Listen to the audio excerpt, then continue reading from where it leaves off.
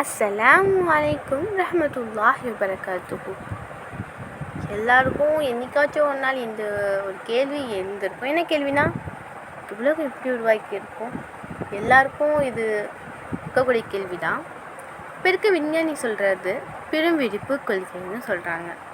அதாவது இந்த எல்லாமே கோள்கள், நட்சத்திரங்கள் எல்லாமே ஒரு நட்சத்திரமாக இருந்ததாகவும், அந்த நட்சத்திரம் வெடித்து சிதறதுனால புகைமூட்டமாக இருந்ததுனாலும், அந்த புகைமூட்டம் மூலமாக உருவானது தான் பூமி, சூரியன், நட்சத்திரம், மில்கிவே கேலக்சினும் இப்போ இருக்க விஞ்ஞானிகள் சொல்கிறாங்க. இதை குர்ஆன் எப்படி சொல்லுது நம்ம பார்க்கலாமா?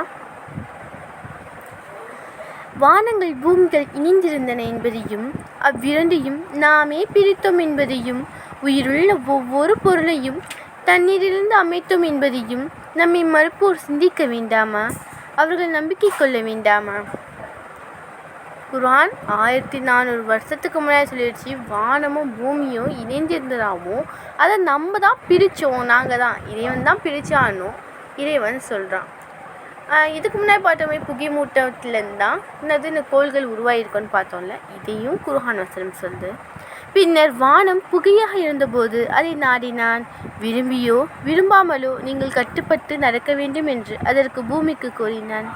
விரும்பியே கட்டுப்பட்டும் என்று அவை கூறின. அல்ஹம்துலில்லாஹ், எல்லாம் புகழும் இறைவனுக்கே. இது ஒரு மனுஷனோட வார்த்தையாக இருந்தால் இது 1400 வருஷத்துக்கு முன்னாடி இருக்க மனுஷனுக்கு கன்ஃபார்ம் தெரிஞ்சிருக்காரு. இது படைத்த இறைவனின் வார்த்தையாக இருந்தால் மட்டும்தான் முடியும். குர்ஆன் இறைவனோட வார்த்தை தான்.